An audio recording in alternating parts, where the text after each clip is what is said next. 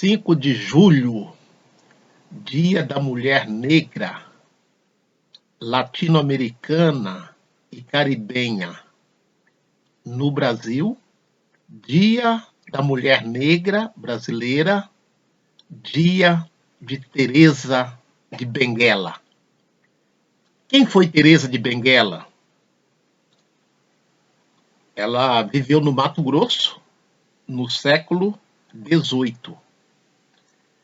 Depois das guerras dos Mocambos em Palmares, no século XVII, a liderança feminina mais conhecida dos quilombos coloniais no Brasil foi Teresa de Benguela, a Rainha Teresa do Quariterê. Sabemos pouco, porém, muito pouco mesmo sobre ela. Africana escravizada.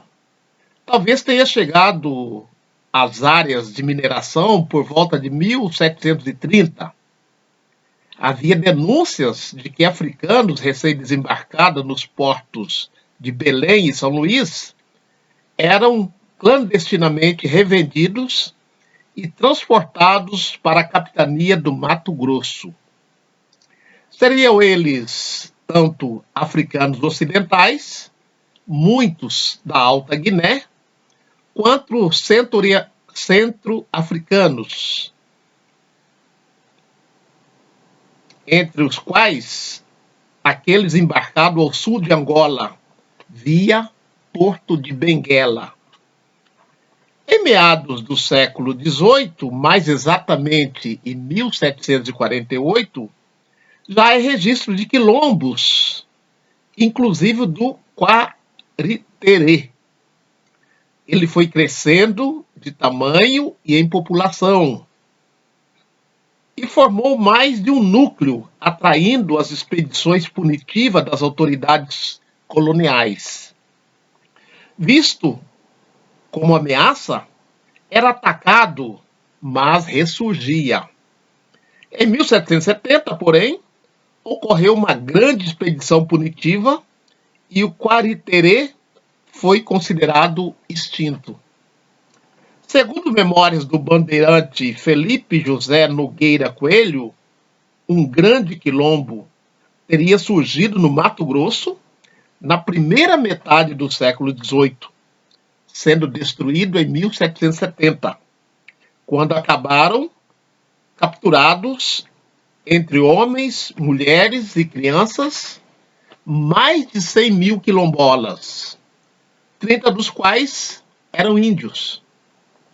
Descrições minuciosas acerca da estrutura e organização do quilombo, do Quariterê, revelariam a figura de Teresa. Nesse quilombo, já existia um rei que havia morrido, e quem então governara era a rainha viúva Teresa. Detalhes de tal reinado mencionam um parlamento em que presidia o capitão-mor José Carvalho, ou José Cavalo, e era conselheiro da rainha um piolho, um certo José Piolho. Aliás, tal quilombo seria também conhecido como Quilombo do Piolho, talvez sugerindo que houvesse mais de um mocambo e diversas estruturas de poder, economia e de proteção militar, todas conectados. Imagens de realezas, homens e mulheres comandando quilombos não são incomuns na extensa documentação colonial. Sobre a rainha Teresa, os relatos dizem que, com o ataque de 1770, ela havia sido capturada e se suicidara na prisão. Restaram também descrições da natureza do seu poder. Mandava enforcar, quebrar pernas e, sobretudo, enterrar vivos os que pretendiam vir por seus senhores. cuidava muito da agricultura e dos mantimentos. Sem necessariamente mencionar Teresa e seu antigo reinado, o bandeirante Francisco Pedro de Melo disse que o quilombo do Quariterê, atacado e destruído, haverá 25 anos, resistira, tendo vários escravizados permanecido escondidos nas vizinhanças. Assim, novamente,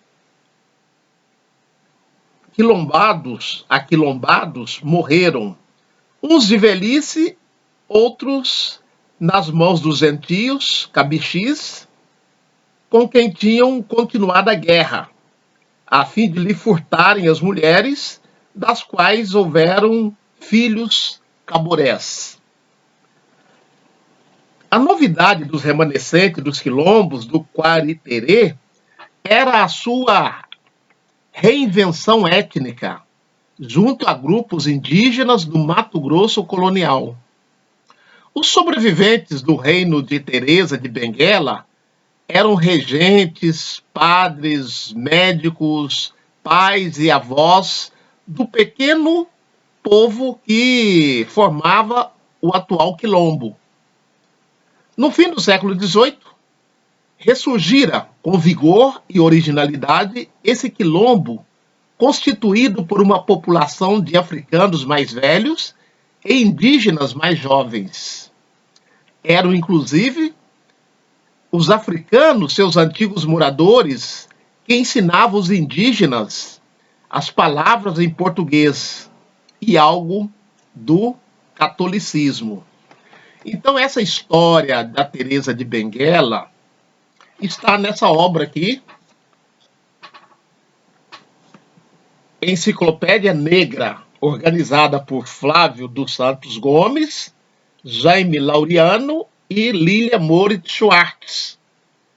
Uma bela enciclopédia que nos apresenta personagens que muitas vezes a história oficial esqueceu de revelar-se, entre aspas. Nessa leitura que nós fizemos do quilombo, do Piolho, onde era governado por Teresa de Benguela, nós podemos ver que o quilombo era bem organizado, ao invés do que pensavam os metropolitanos, que diziam que quilombo era um reduto de negros fugidos, desorganizados, sem higiene. E nós vimos aqui que não, muito pelo contrário. Era bem organizado, com plantações, com uma certa segurança. E mais importante também é que muitas vezes eles se reorganizavam após as escaramuças dos bandeirantes. Nós já falamos aqui no nosso canal a origem dos quilombos em África, sobretudo na região de Angola, e que esses quilombos foram transladados para o Novo Mundo, onde houve escravidão, houve quilombos, e muitas vezes com nomes diferentes, né? Palenque, marronagem,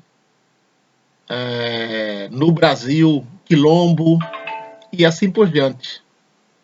Convido vocês a dar uma olhadinha nos outros postagens que nós fizemos sobre a origem do quilombo nas Áfricas, sobre quilombo de Palmares e sobre quilombos em outras regiões do Brasil.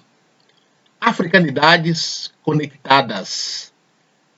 No dia 25 de julho, Dia da Mulher Negra Brasileira, Dia Internacional da Mulher Latino-Americana, Negra, Latino-Americana e Caribenha. Teresa de Benguela. Axé.